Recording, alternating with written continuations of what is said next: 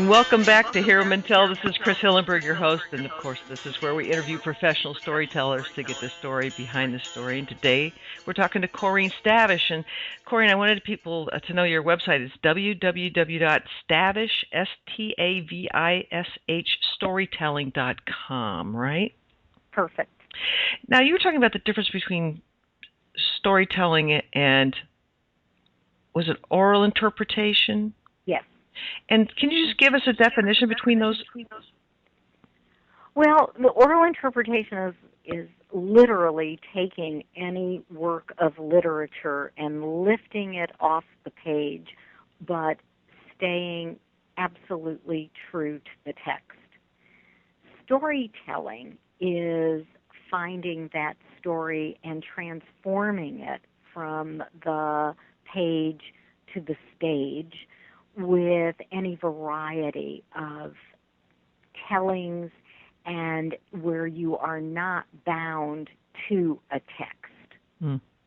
I mean, one is a literary work, and the other is the telling of a story where the images are more powerful usually than the words themselves. So literature is a word-driven device of communication.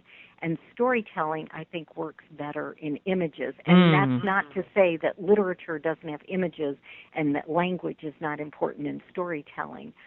But oral interpretation, you literally do not alter a word if you're doing it traditionally and authentically. In storytelling, you sort of have a map of what you're seeing, or as Robin Goldberg said to me 35 years ago when I went to my first workshop with her, she said, I make a movie in my head of the story and then I tell you what I'm seeing. And that's how I've always credited Robin and defined and described storytelling when you're dealing with folklore and even with personal tales.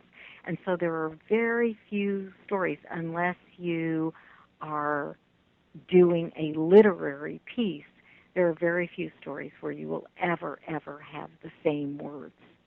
So how do you get a story idea? How do story ideas come to you?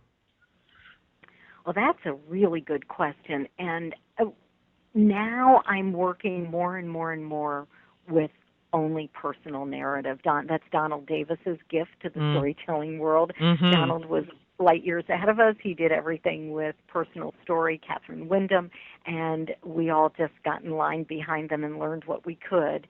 And, of course, Donald with his masterful workshops. So where I still do folk tales, especially in programs about peace and justice and when I do multicultural work, but in creating new stories, they're all personal stories. Memory triggers. Sometimes I'll be telling a story to one of my kids about something, and I'll go, oh, there's a story in that. Mm-hmm. I have to shape that. I have to take that little piece of gold and mine it. Sometimes I'll hear a song and think of a time when I was a teenager or a young adult. There are so many triggers for storytelling, watching a TV program, any memory that can be expanded and then shaped. And when I always knew, in terms of Solidarity Forever, that I would have to tell my father's Union story, and I began to tell it actually in his eulogy. He died in 1996. And pieces of that went into his eulogy and his influence. And then as I thought of ideas, I'm somebody who writes them down and kind of just, puts them in one place in a notebook, a scrap of paper. I now have Post-it notes stuck to my computer, 5 different Post-it notes that someday will be shaped into a story about braiding my daughter's hair, tangled webs. And it's just, it came out of telling a friend that when I was young, I had hair so thick and long that my mother would say that she could break a brush on it. And my daughter had the same hair, and then the difference between my being very obedient and sitting in obeying my mother as she combed my hair, and my running all over after my daughter, and then my grandmother's intervention between me and my mother, and I knew, and someday that will be a full-fledged story. Oh, yeah, I can see the ties and the connections.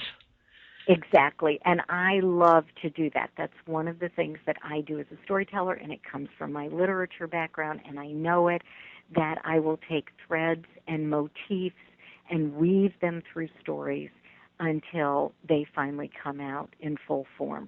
So I'm never a linear storyteller. There will be different threads that I'll weave throughout, and then something will happen where they'll come together. Right, more of an organic mass. Yes, but very carefully crafted. Of course. And that's probably, and a lot of storytellers don't like that. You know, there's two schools of thought in storytelling. There's the porch teller, who will just sit down and tell you this is what happened, day 1, day 2, day 3, day 4, this is the time, this is the place, and the story unfolds as it unfolded. And then there are people who like to shape, craft, rework, keep the facts of the story and shape it into the truth that we're trying to convey. Right, and I remember in the class I took with Linda Goodman, she always said to never let the facts get in the way of the truth. Exactly. And I don't think that's an original quote, but it was true for me in my storytelling because it was just a matter of making the truth more pronounced. Exactly. And sometimes you need to change the facts because they're just clumsy. But so an event will happen. There's a story I tell about my kids and our trip to Italy 10 years ago, and it's the story where I work through and grapple through whether or not I'm going to write an ethical will. And at the end of the story, realize because of that trip that I don't need to write an ethical will, that my children showed me that they're already living it.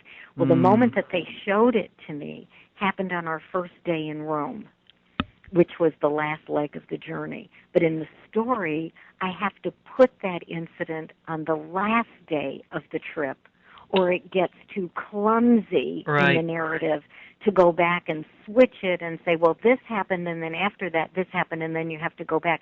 So I rearrange the sequence, which I consider the facts, but that doesn't change the truth. Right. You have a lot of programs. I was looking at some fun ones, I'm sure.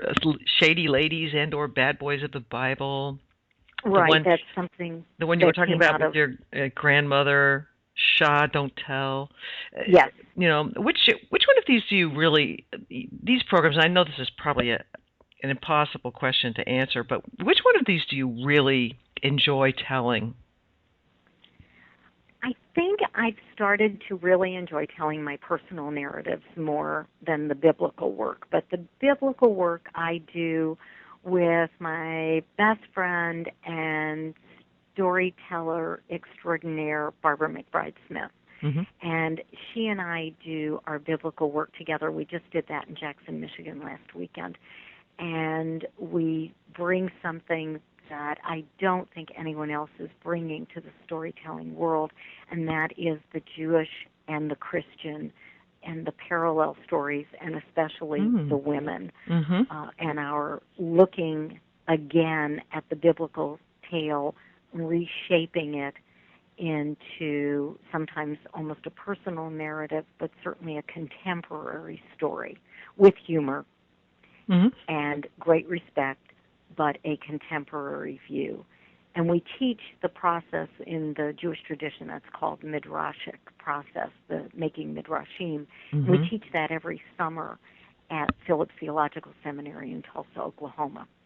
And what's the response you get from teaching that? Well, the ministers love it once they get used to it, because many Christians, especially in that area of the country, have grown up with the idea of speak where the Bible speaks and be silent where the Bible is silent. Barbara says that, and I interrupt her and say, but I'm Jewish. We were taught never to be silent, just to talk back. Right. Because it is interesting because there are those who say, this is the story and this is the way it's told, the biblical story, and then you have midrash. Mm-hmm. And it's a totally different way of thinking about how to really make the story your own. How to make it your own and how to make it meaningful today. Right. How do we relate? And there's a saying in Judaism that the Torah is written in present tense, meaning that if these stories are not meaningful now, then why keep telling them? And so we find that connection to today, and it makes it, we honor the past, I believe, by bringing it into the present. Absolutely. But that's the best use. That's why I'm passionate about history, that we don't leave the past behind. We honor it by connecting it to the present and using it to understand the future. All right. I want to encourage people to go to your website because it shows your programs and your workshops and all of the different CDs. You've got like 4 CDs, and then you've got a couple books. One's out of print.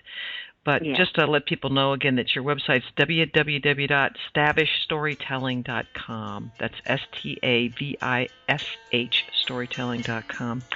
Well, Corinne, let's take another little break right now.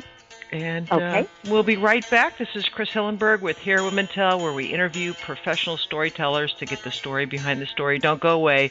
We'll be right back.